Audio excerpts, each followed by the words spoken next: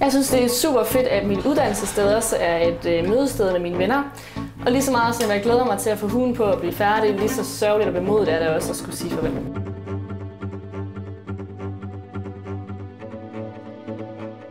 Efter handelsskolen der har jeg masser af muligheder, og der går ikke en dag, hvor vi ikke snakker om det. Men der er ikke nogen af os, der ved, hvad vi vil, og vi er alle sammen meget usikre omkring vores fremtid.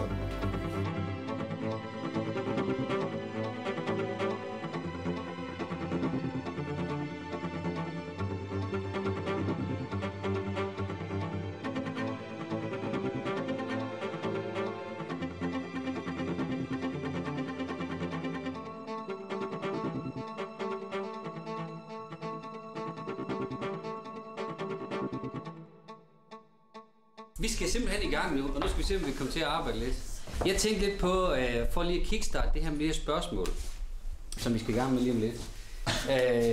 Og det bliver meget simpelt. Vi får simpelthen sådan en lille blok her, og så får jeg en blyant, og så skal vi simpelthen bare producere så mange spørgsmål, vi kan. Ikke så hurtigt vi kan, men vi kommer til at bruge sådan lidt kort tid til det, og så prøver vi lige hjælpe hinanden, så vi kan komme nogle stykker vej med det der. Så kan godt se, om vi laver lige sådan en lille brainstorm, som bare er ganske hurtigt. Når jeg nu siger det her med ungdomsuddannelse, tage en uddannelse, det er gået i skole. Hvad fanden kommer I så til at tænke på? Hvad er det første, der er i jeres hoved? Afleveringer. Fremtid. Valg. Lektier. Projekter. Jobmuligheder. Venner. Socialt netværk. Fester. Faglighed. Udvikling. Hvis du ikke har et godt samarbejde med din lærer, så lærer du ingenting, fordi at så tager han afstand fra dig, og så lærer du faktisk ingenting.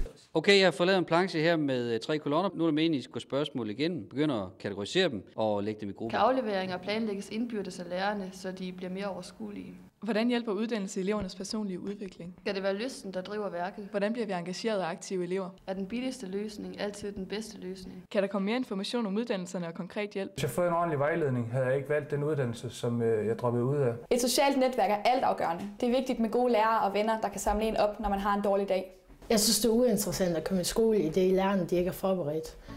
Lærerne har meget svært ved at formidle det stof, hvilket også gør, at undervisningen bliver mere uinteressant. Hvem sørger for, at alle eleverne i en klasse er med i et socialt netværk? Hvorfor er jeg usikker på min fremtid?